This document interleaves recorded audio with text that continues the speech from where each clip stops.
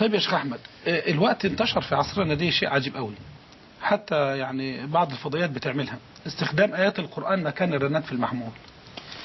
هذه أفتى فيها المجمع الفقهي لرابطة العالم الإسلامي في دورته 19 العام الماضي، فقال لا يجوز اتخاذ القرآن كآلة تنبيه أو مكان التنبيه للتليفون أو البدالة أو ما شابه ذلك.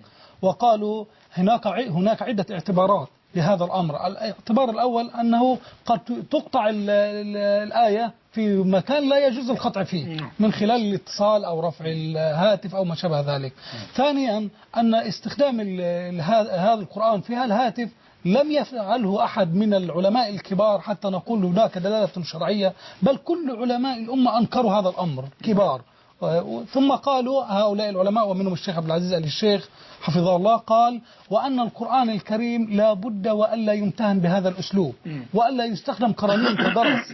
يعني أن القرآن نزل كتاب تشريع، كتاب تشريع للعبادة وليس للتنبيه. بدليل حتى التعريف بتاعه هو كلام الله تبارك وتعالى لفظا ومعنى المتعبد بتلاوات المتحدى بأقصر سورة منه.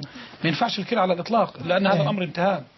فجميع أعضاء المجمع أقروا أن هذا لا يجوز، بل بالعكس أن فاعله يعتبر آثم إن علم بهذا القول بقرار المجمع الفقهي، ونحن نؤيد هذا القرار صراحة، وكثير من الناس قد تجاوب مع القرار صراحة.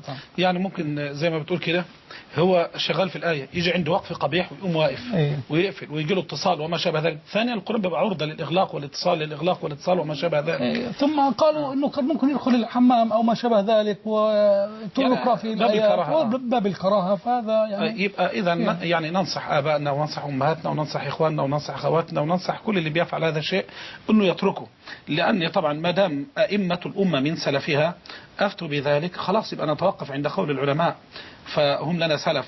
أما من اجتهد رأيه دون العودة إلى هؤلاء فوالعياذ بالله يضل ويضل.